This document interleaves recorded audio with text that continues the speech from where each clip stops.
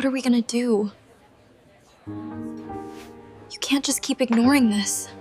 I don't know what you want me to say.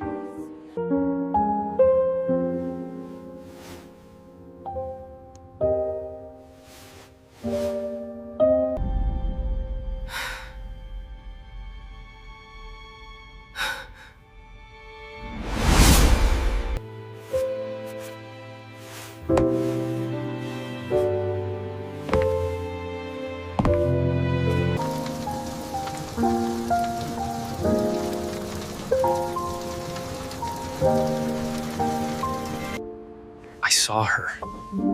It was definitely Sarah. She's alive. I don't know what to do. They're gonna find me. Please, you have to help me. I used to believe my life was settled, like a picture already framed and hung on the wall. Ethan would laugh if I said that out loud, but I felt it deep in my chest. 7 years together did that to me. It made promises feel permanent. Did you remember to take tomorrow off? I asked while tying my shoes near the door. Ethan stood in the kitchen, phone pressed to his ear. He flinched, then turned his back. Yeah. I'll call you later, he said into the phone, voice low. I waited. When he finally hung up, I smiled. Anniversary planning check. He chuckled. You're obsessed. I'm excited, I corrected. There's a difference. He walked over and kissed my forehead. 7 years and you still act surprised I'm here. That's because I am, I said. Every day. He didn't answer that. He grabbed his jacket instead. You're working late again? I asked. Just for a bit, he said. The project's in a bad spot. It always is lately. He sighed. You know this job means everything to me. I know, I said quickly. That's why I don't complain. That was my role. The understanding one. The patient one. The man who bent quietly so someone else could stand tall. After he left, I looked around our apartment. 2 mugs in the sink. His shoes by the couch. My jacket still hanging where he first tossed it years ago. I opened my laptop and stared at a blank screen. You still writing? Ethan had asked once. Not lately. Good, he said. Focus on us. I closed the laptop again. My phone buzzed. Lena's name lit up the screen. Are you free? She asked the moment I answered. Technically yes, I said. Emotionally no. She laughed. Let me guess. Ethan. He's working late. Again. He's ambitious. You're tired, she said. And you're pretending you're not. I'm fine. You always say that. We met for coffee an hour later. Lena stared at me like she was studying a bruise I kept covering. When was the last time you did something just for you? She asked. I planned our anniversary. That's not for you. It makes me happy. She leaned closer. Does it still? I don't need fireworks, I said. I need stability. And are you stable? She asked. I forced a smile. We are. That night, Ethan came home past midnight. I was on the couch, pretending to read. You didn't have to wait up, he said. I wanted to. He sat beside me but angled his phone away. The screen lit up. A name flashed, then disappeared. Who was that? I asked lightly. Work, he said too fast. Your work texts you at midnight now? He frowned. Why are you interrogating me? I'm not, I said quickly. I'm just talking. He stood. I'm tired.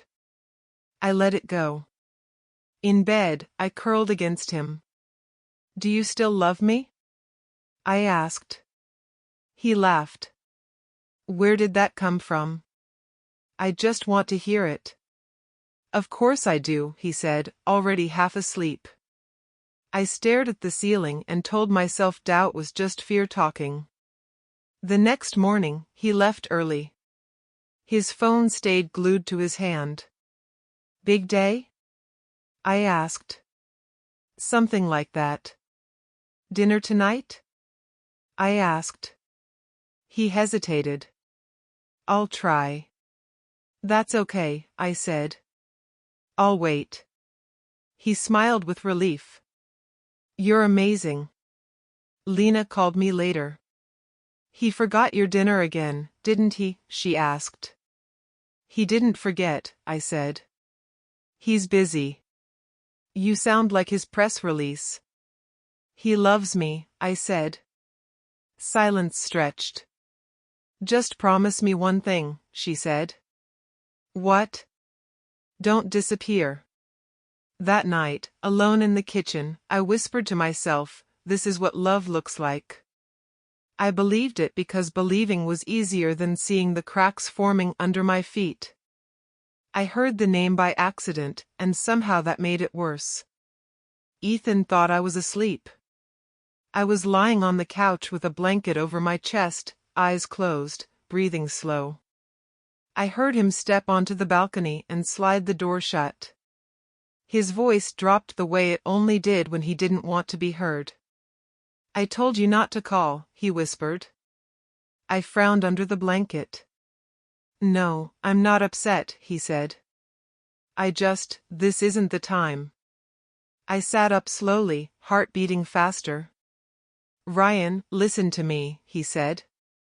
The name hit me like a punch. I pushed the blanket off and stood. My feet felt numb as I walked closer to the balcony door. We agreed to boundaries, Ethan said. You said you understood. There was a pause. I imagined the voice on the other end. I imagined a face I hadn't thought about in years.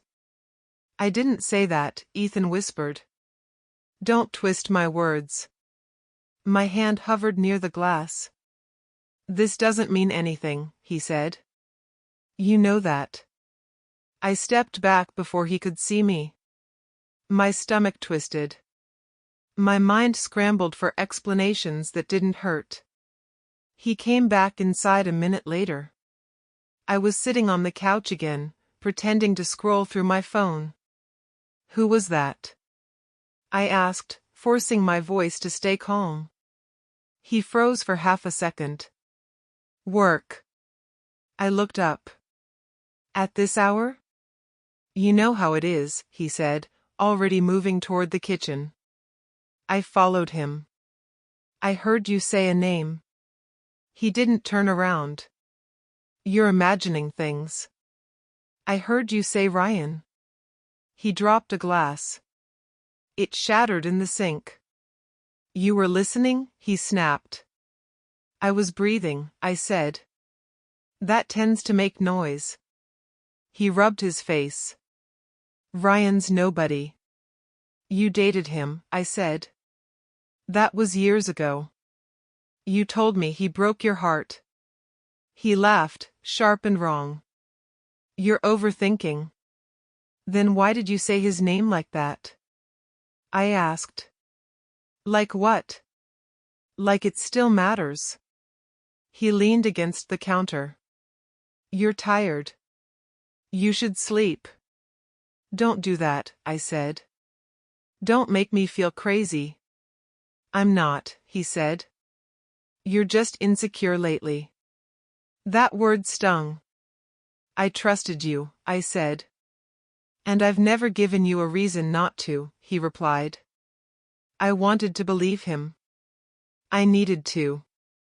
Say it again, I said softly. Say what? That he means nothing. He means nothing, Ethan said, too fast. I nodded. Okay. He watched me closely, like he was waiting for something to explode. When it didn't, he relaxed. I'm going to shower, he said. Okay, I said. I stood there alone, staring at the broken glass. My chest felt tight, but I told myself fear was not proof. The rest of the day passed in pieces. Ethan was distant. His phone never left his hand. That night, he kissed my cheek. I need to step out for a bit. For work? I asked. Yes, he said. I grabbed my jacket. I'll come with you. He stiffened. You don't need to. I want to, I said. He smiled without warmth. Next time. The door closed behind him. I stood still for 10 seconds. Then I grabbed my keys. I followed him from a distance. My hands shook on the steering wheel. Please let me be wrong, I whispered. I watched him park outside a hotel. My heart pounded. He didn't look back. A man was already waiting near the entrance. Taller. Familiar from old photos I pretended not to remember. Ryan smiled. Ethan smiled back. They walked inside together. I sat there, frozen. So this is nothing, I said to myself. My phone buzzed. A message from Ethan. Running late. Don't wait up. I laughed once. It sounded broken. I didn't go inside. I didn't scream. I didn't cry. I drove home alone. In the dark apartment, I took off my jacket and folded it carefully. My hands hurt like I'd been gripping something sharp. I see it now, I whispered. The life I trusted cracked open quietly. And I knew, without doubt, that something inside me had died with it. The rain wouldn't stop, like the sky had decided to drown the city with me. I sat on the edge of the bed, phone glowing in my hand, staring at Ethan's last message. We'll talk after the anniversary. Don't make this harder than it needs to be. That's it? I whispered. That's all I get? The room felt too quiet. His side of the bed was cold. I pressed my palm there anyway. 7 years, I said out loud. 7 years and you reduce me to a problem. I stood and paced. I gave up my job for you. I moved cities for you. I waited when you said wait. My phone buzzed again. I jumped. Nothing. Just a notification from a weather app. Of course, I muttered. I grabbed my jacket and headed outside. I didn't care where I went. I just needed air that didn't smell like him. You should have left earlier, I told myself as I walked. You saw the signs. I remembered Lena's voice. Don't disappear. I didn't disappear, I said. I dissolved. Rain soaked through my clothes. Cars rushed past, lights blurring. My phone buzzed again. Ethan. Stop acting dramatic. I laughed. Dramatic, I repeated. You cheat and I'm dramatic. I typed back, hands shaking. Was I ever enough? No reply. I stepped closer to the street, head down, chest tight. I loved you, I said. That had to count for something. A horn blared. I looked up too late. Impact came fast, loud, then silent. Pain exploded through my body. I hit the ground hard, rain mixing with blood. Hey, someone shouted. Call an ambulance. I tried to speak. Nothing came out. My vision blurred. The world tilted. So this is it, I thought. This is how I end. Footsteps surrounded me. Someone knelt. Stay with me, a voice said. What's your name? I forgot, I thought. Somewhere along the way. Images flooded my mind. Ethan smiling. Ethan lying. Me waiting. Me shrinking. I don't regret loving him, I realized. I regret losing me. My chest hurt. Breathing burned. I should have chosen myself, I thought. Just once. The rain faded. Darkness closed in. Then. I gasped. I sat up, choking on air. My heart slammed against my ribs. What the hell? I said. Sunlight streamed through the window. Birds chirped. My room looked the same. Too normal. I grabbed my phone from the nightstand. The date stared back at me. 3 months earlier. No, I whispered. That's not possible. I threw the covers off and stood, legs weak. This is a dream, I said. It has to be. I slapped my arm. Pain shot through. Okay, I breathed. Not a dream. My phone buzzed. Ethan. Morning. Did you sleep okay? My stomach dropped. I sat back on the bed, memories crashing into me. The balcony. The name. The hotel. I remember everything, I said. I died. My hands shook. My heart raced. This is before, I whispered. Before he chose Ryan. Before I broke. I stared at the screen. I'm making coffee, Ethan texted. Want some? I closed my eyes. This time, I said quietly, I won't beg. A knock came at the door. Hey, Ethan called. You up? I swallowed. Yeah. He walked in, smiling like nothing was wrong. Anniversary countdown starts soon, he said. Excited? I looked at him. Really looked. I'm awake, I thought. Finally. Yeah, I said calmly. I'm excited. He leaned down to kiss me. I didn't pull away. I didn't lean in. Something inside me stayed still. I won't chase you, I promised myself. I won't break for you. Ethan pulled back. You okay? I am, I said. And for the first time, I meant it. I woke up every morning after that with the same rule in my head. Don't ask. Don't chase. Don't prove anything. Ethan noticed it by the 3rd day.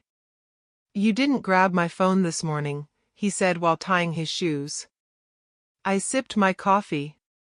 Why would I? You always do, he said. You check the weather for me. You have hands, I said. He laughed, but it didn't reach his eyes. You're being weird. I'm being calm. He studied my face. Did I do something wrong? I looked up. If you did, you'd know. That shut him up. I stopped asking where he was going. When he said work, I nodded. When he said late meeting, I said okay. At night, when his phone buzzed, I didn't look. I turned over and slept. Or pretended to. One evening, he waved his phone in front of me. You don't even care anymore. I trust you, I said. That irritated him more than anger ever had. At work, I focused on myself for the first time in years. I stayed late by choice, not obligation. I reopened my old portfolio during lunch. You're back, a voice said behind me. I turned. Marcus. He smiled softly. Didn't think you'd ever touch that again. I forgot how much I missed it, I said. You were good, he said. Still are. I shrugged, trying to remember that. We worked in silence for a while. It felt easy. No pressure. No performance. You okay? Marcus asked. I nodded.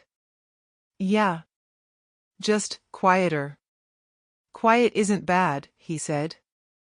That night, Ethan was waiting for me on the couch. You've been busy, he said. I got my old spark back, I replied. He frowned. Since when? Since I remembered I'm allowed to exist, I said. He laughed nervously. You sound dramatic. I smiled. You always say that. Days passed. I moved money into a private account. I updated my resume. I packed a bag slowly, piece by piece, like I was leaving breadcrumbs for myself. Ethan started picking fights. Why don't you ask about my day anymore? He demanded. You tell me if you want to, I said. That's not the same. It is, I replied. One night, he snapped. Are you seeing someone else? I met his eyes. Is that guilt talking? He went quiet. Inside, my chest burned. I wanted to scream. I wanted to tell him I knew. I wanted to watch him panic. But I didn't. Silence felt stronger. I woke up that morning knowing exactly what day it was. My body remembered before my mind finished waking. The air felt heavy, like it had the first time. You're up early, Ethan said from the kitchen. Couldn't sleep, I replied. He glanced at me. Big day at work. I nodded. Same for me. He hesitated. I might be late tonight. I figured, I said, calm. He blinked. You didn't ask why. I don't need to. That unsettled him. I saw it in the way his jaw tightened. You're different lately, he said. I'm learning, I answered. He didn't press. He grabbed his phone and keys instead. At the office, I didn't replay memories. I didn't wait for dread to swallow me. I walked out during lunch and headed somewhere new. Dr. Nolan's office smelled like tea and old books. Sit wherever you're comfortable, he said.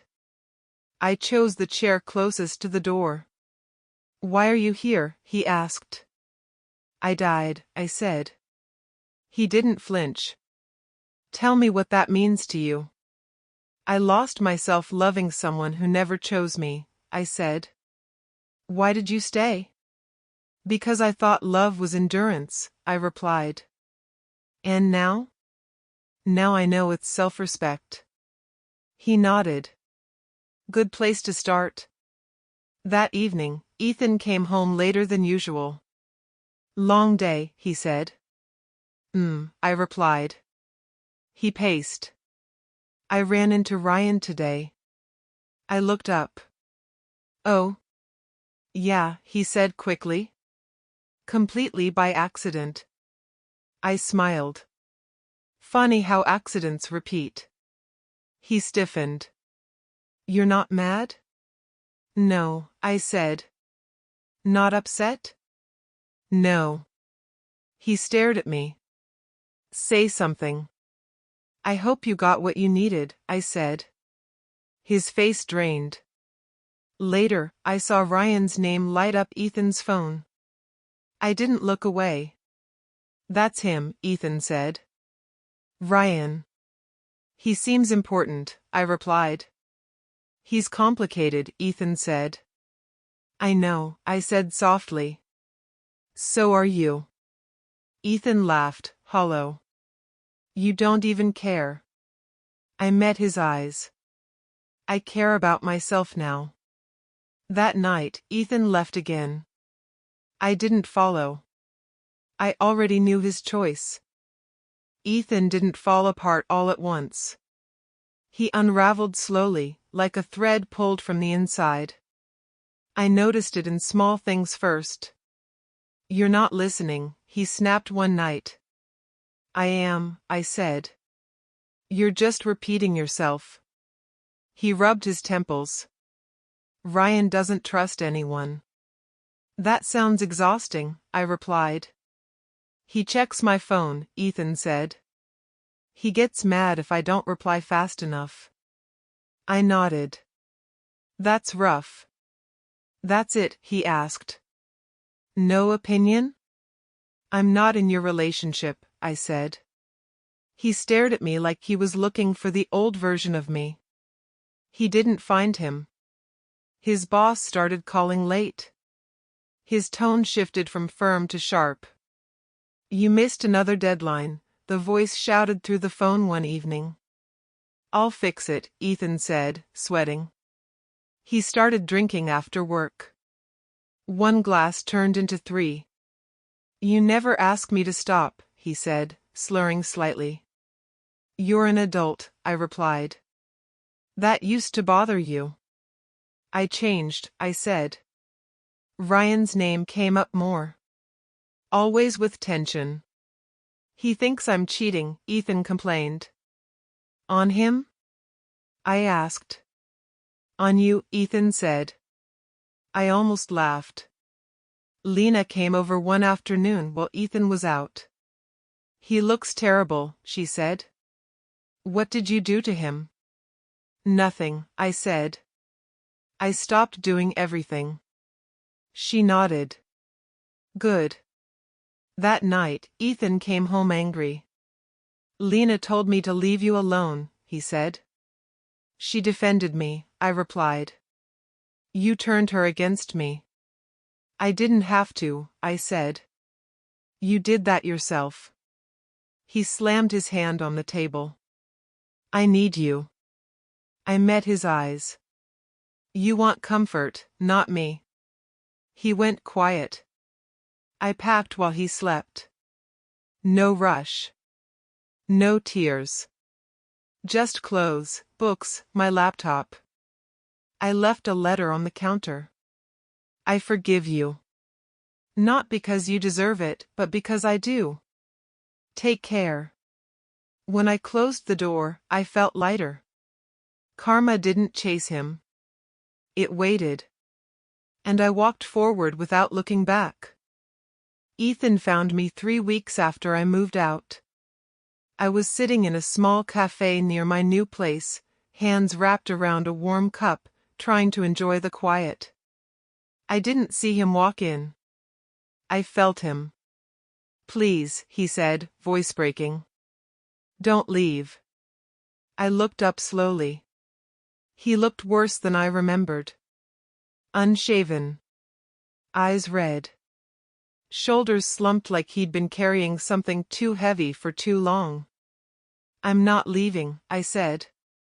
"I'm already gone." He dropped into the chair across from me. I didn't know where else to go. "You shouldn't be here," I said calmly. "I know," he whispered. "But I lost everything." I didn't answer. Ryan's name hung between us without being spoken. Ethan swallowed hard. He left. I nodded once. I assumed he would. "He said I was empty," Ethan continued. "That I needed too much reassurance. That I made him feel small." I took a sip of my drink. Funny how that works. Ethan clenched his hands. I chose wrong. There it was. The sentence I thought would shatter me. It didn't. "I ruined us," he said. "I ruined you." I shook my head. "You didn't ruin me." He looked up, confused. "Then why won't you look at me like before?" "Because that version of me is dead," I replied. He laughed weakly. "You always talk like that now." "I mean it," I said. "I already lost you once." "When?" he asked. "The night I died," I said quietly. He stared. What? I don't expect you to understand, I said. But I already grieved you. I already begged in my head. I already broke. Tears filled his eyes. I need another chance. I met his gaze. You had thousands. He reached across the table. I pulled my hand back.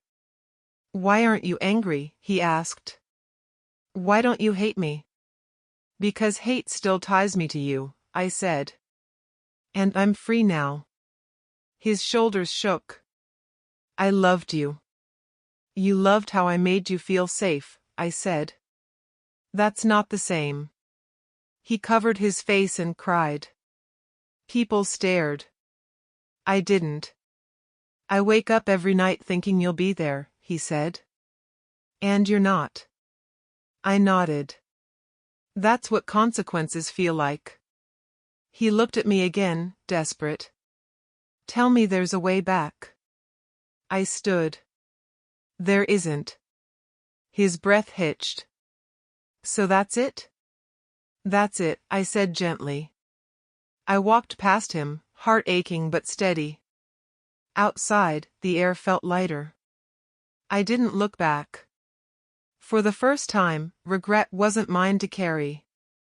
I signed the offer letter on a Tuesday morning with my hand steady and my mind clear. The city name at the top felt unreal for a second, like it belonged to someone braver than me. Congratulations, the recruiter said over the phone. We're excited to have you. Thank you, I said. So am I. When the call ended, I stared at the screen. I expected fear. I expected doubt. What I felt instead was space. I texted Marcus first. I got it.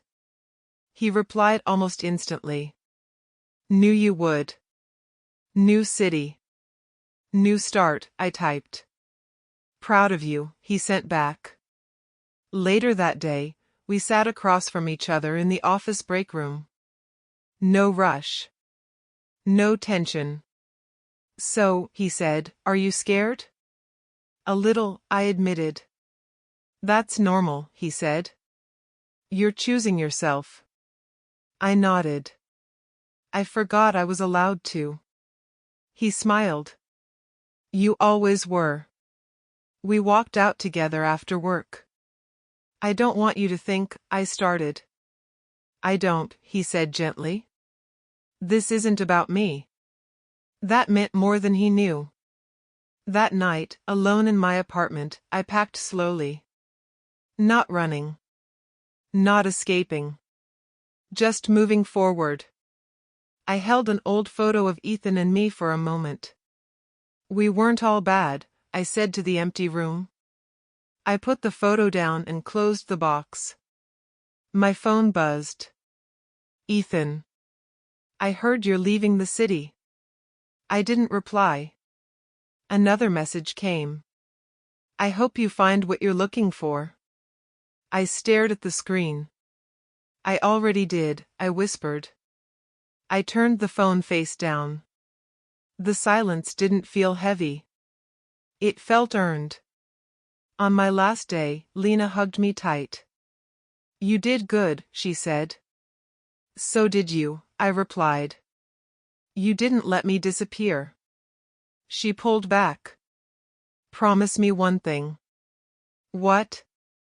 Don't go back to shrinking. I won't, I said. I'm done confusing love with sacrifice. The train ride out of the city was quiet. I watched buildings fade into distance. I thought about everything I'd learned. Love shouldn't cost your voice. Love shouldn't feel like waiting. Love shouldn't erase you. My phone stayed silent. And for the first time, so did my heart. I leaned back, closed my eyes, and breathed. I chose myself. Without anger. Without hate. Without regret. I arrived at the café just as the morning sun spilled through the windows. The anniversary date flashed on my mind like a memory I no longer owned. 7 years ago, I would have been pacing this street, waiting for Ethan, heart in pieces. Today, I sat with a warm cup of coffee, unhurried, steady, and awake. The barista smiled. "Your usual?" I nodded. "Yes, please." As she prepared it, I watched people pass by. Couples laughing, strangers bumping shoulders, someone chasing a runaway dog. Life carried on, indifferent, like it should. I turned the cup in my hands. Steam rose, curling in lazy spirals. I remembered the man I used to be, the one who begged, who doubted himself for someone else's comfort, who surrendered pieces of himself daily. That man was gone. I heard the bell above the door and glanced up. Marcus walked in, carrying a laptop bag. He noticed me and waved. I waved back. "Mind if I join you?" he asked, sliding into the chair across from me. "Not at all," I said. We talked quietly, about small things, projects, books we were reading, the new city. Nothing urgent. Nothing fraught. Just conversation. He had always been a steady presence, never demanding, never threatening, simply there when needed. I realized that's the kind of support I had lacked, and the kind I finally allowed myself to accept. At one point, Marcus glanced at my phone. "You're not checking it?" "No," I said. "Not today. Not ever again." He raised an eyebrow. "Freedom suits you." "I'm learning," I admitted. I leaned back, letting the sunlight warm my shoulders. I remembered Ethan's face the last time I saw him, pleading, regretful, small. And I remembered the weight I carried when I felt responsible for his happiness. That burden wasn't mine anymore. I didn't need to respond to him. I didn't need to explain myself. Silence was my answer, my shield, my freedom. A man at the next table dropped his phone. I noticed the flinch of panic, the embarrassment, the recovery. I smiled slightly. I understood it, small crises, easily recovered. That's how life worked if you weren't holding someone else's choices as your chains. My thoughts drifted back to my rebirth, to that night I died, to the second chance I had been given. It wasn't about rewinding time. It wasn't about revenge or even closure in the traditional sense. It was about stepping into myself fully, taking back the pieces of my life I had surrendered, and walking forward unafraid. I thought about love. I realized now that real love, any love worth holding, didn't require self-erasure. It didn't ask for silence when you had something to say. It didn't demand your collapse as a condition of the other person's comfort. I had loved fully once, blindly, and paid the price. Now, I loved wisely. I loved myself first. Marcus watched me, quiet, giving me space. I realized I didn't need to explain all of it. Words weren't necessary for understanding, at least not here. A soft ding from my phone caught my attention. A message from an unknown number. "Happy anniversary." I didn't respond. I didn't need to. The message was irrelevant. My life wasn't tethered to dates or expectations or someone else's decisions anymore. Outside, the city moved with buses, bicycles, footsteps, lives intersecting briefly and moving on. I was part of it now, fully present, no longer a passive observer of someone else's story. I had a role, a voice, and a life that was mine. I took a sip of coffee and let the warmth settle in my chest. It was grounding. It was proof. I had chosen clarity over chaos, self-respect over desperation, calm over obsession. "Do you ever think about him?" Marcus asked softly. Sometimes, I said. But it doesn't hurt anymore. It just reminds me how far I've come. That's good, he said. Yes, I agreed. It is good. I watched a child spill a bit of juice at a nearby table. The parent helped without scolding, and the child laughed. I thought of myself a messy, fragile, once dependent, now steady. I chuckled softly. I had learned to clean my own spills, both literal and metaphorical, without waiting for someone else to catch them. My phone buzzed again. Another message.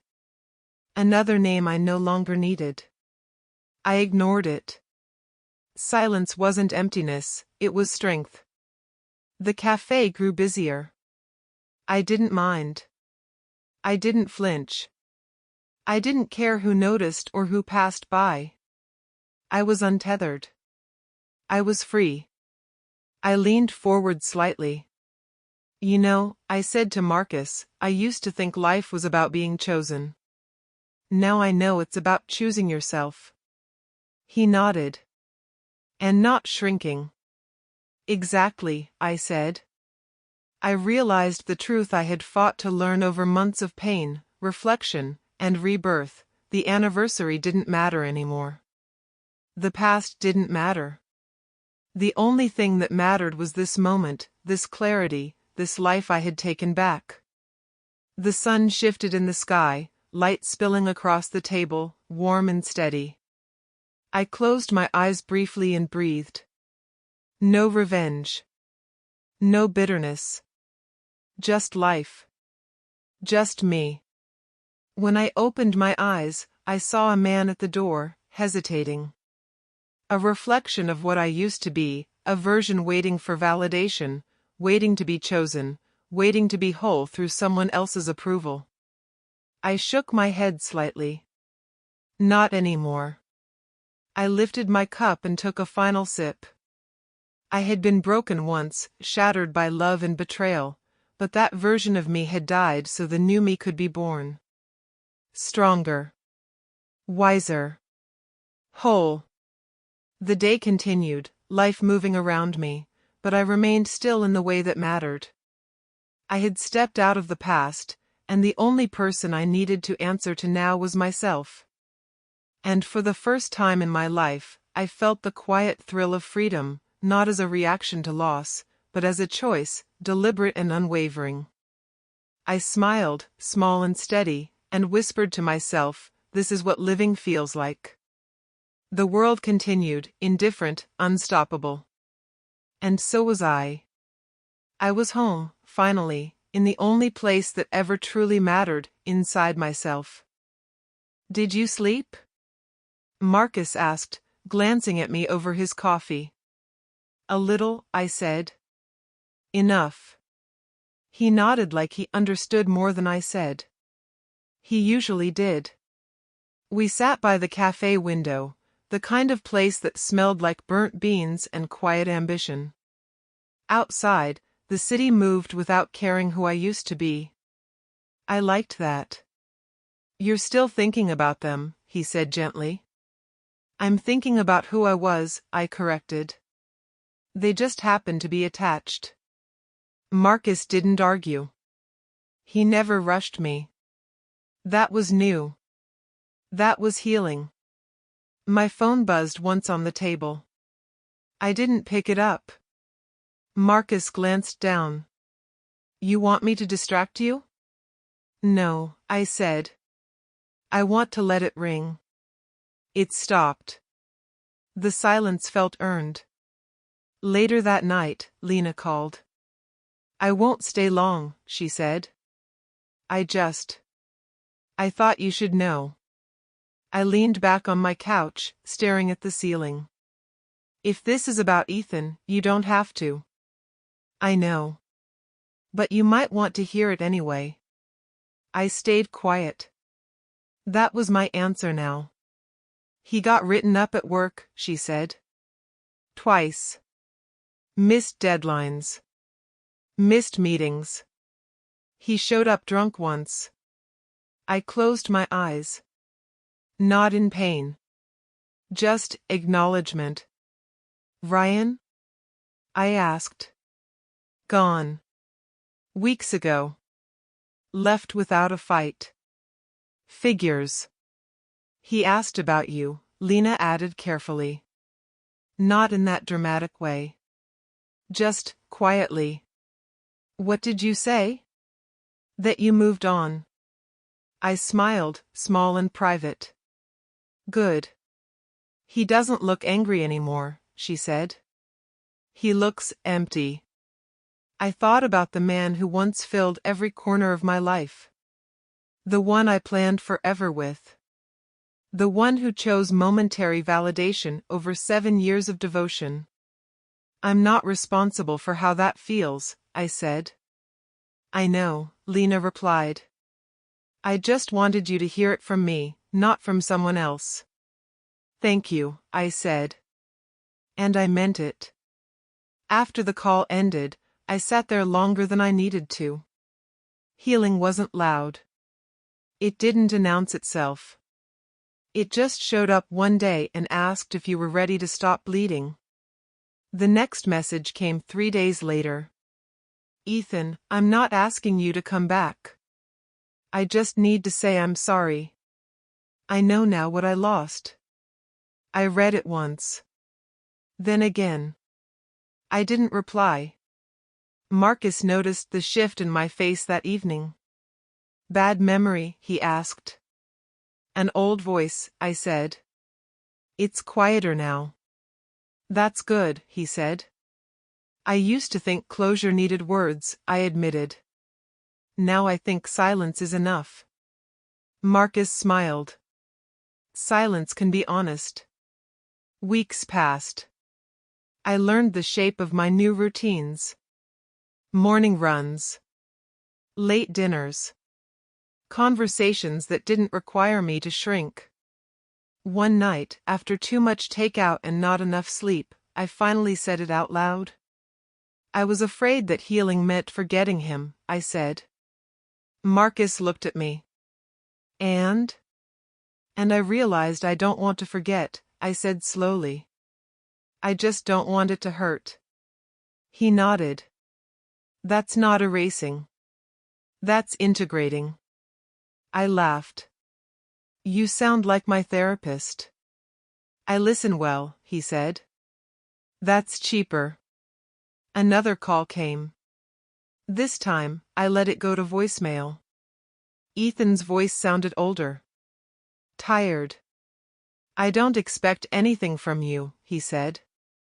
I see now how much you gave up for me. I see it every day. And I live with that. I deleted it. Not out of cruelty. Out of clarity. Later, Lena messaged. Lena, he asked if you hated him. Me, I don't. Lena, what do you feel then? I stared at the screen. Me, distance. That was the truth. No anger. No fire. Just space. One afternoon, I ran into someone from our old circle. We exchanged polite hellos. You look different, she said. Lighter. I am, I replied. Ethan isn't doing great, she added, like it was gossip. I'm sorry to hear that, I said honestly. And I was. Just not enough to go back. That night, I dreamed of my old apartment. It was empty. Sunlight touched the floor. Nothing waited for me there. When I woke up, my chest didn't ache. I took that as progress. Marcus and I walked home together under streetlights. You ever regret loving him? He asked quietly. I thought about it. Really thought. No, I said. I regret abandoning myself. That's a clean answer, he said. I earned it, I replied. Another week passed. Then another. Ethan stopped messaging. I noticed only because I didn't feel relief. or loss. Just neutrality. One evening, Lena sent a final update. Lena, he's moving. Different city. New start, he says. Me, I hope it helps him. Lena, he said he'll always remember you as the one who loved him right. I stared at the words. Me, I hope one day he learns to love himself enough not to destroy what's real.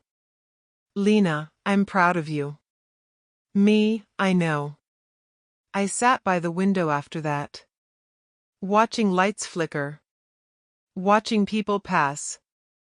I remembered the man I was. The one who endured instead of choosing. The one who thought love meant erasure. I survived, I whispered to myself. And I didn't harden. That mattered. My phone buzzed again. Unknown number. I didn't answer. Instead, I stood up, grabbed my jacket, and stepped into the night. The air felt cool. Clean. The echoes were still there. They just didn't own me anymore. The café Lena chose sat on a quiet corner street, the kind of place people went when they didn't want to be seen. No loud music. No clatter of dishes. Just the low hum of an espresso machine and the muted murmur of conversations that never rose above a whisper. I arrived 10 minutes early and chose a table near the window, my back straight, my hands relaxed around a cup I hadn't touched yet. I noticed immediately how different waiting felt now. Before, waiting had been an ache. A tightness in my chest. 1,000 imagined outcomes stacked on top of one another until I could barely breathe. Now it was just time passing. The street outside glistened from a recent rain. A woman walked by with a red umbrella. A bus hissed to a stop. Life moved, indifferent to whatever reckoning was about to unfold inside this small room. When the bell above the door rang, I didn't have to look up to know it was him. Ethan hesitated just inside the entrance. I saw it in the reflection of the window, his pause, his shoulders slumping as if the air itself had grown heavier. He scanned the café, found me, and froze. For a moment, I wondered what he saw. The version of me he left? Or the one he could never touch again? He walked over slowly, like someone approaching a place they'd once burned down. Hey, he said. Hi, I replied. That was it. No rush of emotion. No tightening throat. Just 2 words exchanged between people who no longer belonged to each other. He sat down across from me, hands clasped too tightly together. Up close, the changes were impossible to miss. The sharpness he once carried, the confidence he mistook for certainty, had dulled. There were faint lines around his eyes that hadn't been there before, and something restless lived beneath his skin, like he was constantly bracing for a blow that never quite landed. Thank you for meeting me, he said. You said you wanted to understand, I answered. I figured that didn't require a long conversation. A flicker crossed his face. Pain, maybe. Or relief.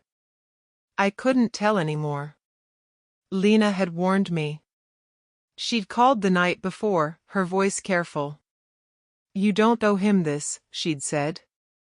And if you change your mind? I won't, I'd told her. And I hadn't meant it bravely. I'd meant it calmly. A server approached, and Ethan ordered a coffee he barely touched. When we were alone again, silence settled between us. Not the charged kind. Just space. I'm not here to ask you back, he said finally. I know that door's closed. I nodded. Good. He swallowed. I don't understand how you moved on. How you did it so completely. One day you were, he stopped himself, exhaling. And then you were gone. I tilted my head slightly. You mean when I stopped fighting for us? His mouth tightened. When you stopped caring. I didn't correct him right away. Instead, I looked at my reflection in the window again, the faint overlay of my face against the gray street. Those aren't the same thing, I said. They just look similar from the outside. He leaned back, as if the chair suddenly felt unstable. Everything fell apart after you left, he admitted. Work. Friends. Even myself. I know, I said. That surprised him. His eyes lifted sharply. You do? Lena talks, I replied. And news travels faster than people think. He laughed once, bitterly. So you've heard how badly I messed up. I've heard that you're living with the consequences of your choices, I said. That's different. The words landed softly, but they didn't need force. Truth rarely did. He rubbed his face with both hands. I thought if I could just explain, if you could see how lost I was. I interrupted. Before you ever admitted it to yourself. He looked at me then, really looked, like he was searching for something familiar. Then why didn't you try harder? Why didn't you fight for me? I didn't answer immediately. Not because I didn't know, but because I wanted the words to be precise. Because fighting for you meant losing myself, I said. And I'd already done that once. His breath hitched. Once? I met his gaze without flinching. You don't remember the night before our anniversary. The way I begged you to stay present. The way you looked through me like I was already gone. He stared, confusion creasing his brow. I died that night, I continued quietly. Not physically. But everything that loved you at the expense of itself disappeared. That's not fair, he whispered. No, I agreed. It wasn't. That's why I stopped participating. Silence stretched again. Somewhere behind the counter, cups clinked. Life went on.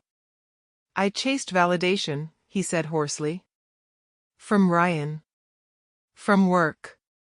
From anyone who made me feel chosen. And I lost everything that mattered. I didn't reach across the table. I didn't soften my voice. I simply listened. I kept thinking you'd come back angry, he went on. That you'd yell. Demand answers. Punish me. But you didn't do anything. I did, I said. Just not to you. His eyes filled, but the tears didn't fall. I don't know how to live with this. That's not my responsibility, I replied, not unkindly. It never was. He nodded slowly, like someone finally understanding a language they'd refused to learn. Is that what healing looks like? He asked. Not hating me? Healing looks like not needing you, I said. Hate would have meant you still mattered the wrong way. The words seemed to drain him. He slumped back, staring at the ceiling for a moment before looking at me again. Do you ever miss me? I considered the question honestly. I miss who I thought you were, I said. But I don't miss the version of myself I became with you. That was the moment something in him cracked, not dramatically, not loudly, but finally. He nodded, eyes downcast, lips pressed together as if holding back words that no longer had a place to go. I think that's all I needed to know, he said after a while. I stood, slipping my coat on. Then take care of yourself, Ethan. He looked up. You too. I paused, then added, I already am. My mornings are quiet now. Not empty, quiet in the way steady things are. The kind of quiet that doesn't ache or ask questions. The alarm goes off at 6:30, and I wake without dread pressing against my ribs. Sunlight slips through the curtains of my apartment, softer than the city light I used to know, warmer somehow. I make coffee the same way every morning, slow and deliberate, savoring the smell as it fills the kitchen. Routine used to feel like a cage. Now it feels like ground. The city I moved to doesn't rush me. It breathes. I walk to work most days, earbuds in, not always listening to music, sometimes just listening to myself think. My job is demanding, but it's mine. I'm building something tangible again, something that doesn't require me to shrink or apologize for existing. My coworkers know me as steady, thoughtful, reliable. No one here knows the version of me who begged for reassurance like oxygen. And that feels like a gift. There are boundaries now, clear ones. I leave work on time more often than not. I don't answer messages that make my chest tighten. I don't explain myself to people committed to misunderstanding me. It isn't that I've hardened. It's that I've learned the difference between kindness and self-erasure. Evenings are my favorite. Sometimes I cook. Sometimes I don't. I sit by the window with a book, the hum of the city below grounding instead of overwhelming. On Thursdays, Marcus and I usually grab dinner. Nothing formal. No expectations hanging in the air. He listens when I talk, and more importantly, he doesn't flinch when I fall silent. He's consistent in a way that doesn't demand performance. Tonight, he texts to say he'll be late, work ran long. I smile at the message, not because I need him to be here, but because I like that he is. There's a difference. I didn't understand that before. I think back to the man I used to be more often than I expected. Not with regret, but with recognition. I see him clearly now, the way he contorted himself into whatever shape he thought love required. The way he confused endurance with devotion. The way he stayed quiet when he should have spoken, and spoke when he should have walked away. He thought loving someone meant bleeding quietly so no one had to feel uncomfortable. He thought being chosen was proof of worth. I don't judge him for that anymore. He was doing the best he could with what he knew. He was lonely. He was afraid. He was taught, by stories, by silence, by small dismissals, that love was something you earned through sacrifice. That leaving meant failure. That staying, no matter the cost, meant strength. I wish I could tell him that strength looks different. That strength is leaving before you disappear. That love doesn't require you to beg for basic respect. That someone else's confusion is not your responsibility to solve. But maybe I didn't need to tell him. Maybe I needed to become proof instead. There's a moment, late in the evening, when I catch my reflection in the darkened window. The man looking back at me stands taller. His eyes are clearer. There's no tension in his jaw, no silent question hovering on his lips. He looks like someone who knows where he belongs, even if the answer is simply here. My phone buzzes once. A notification from an unknown number. I don't open it. I already know who it is. Some messages don't deserve space in a life you fought to rebuild. I set the phone face down and return to my book. The choice feels easy. That's how I know it's real. Marcus arrives later, bringing takeout and an easy smile. We eat on the couch, knees brushing, conversation meandering from work to nothing at all. At one point, he reaches for my hand, not urgently, not possessively. Just there, open. I let my fingers rest in his. There's warmth. There's potential. But there's no fear. Romance no longer feels like a cliff I'm afraid to fall from. It feels like a path I might walk down, if and when I choose to. And that is the quiet miracle of it all. Later, after he leaves, I sit alone again. The apartment feels full instead of hollow.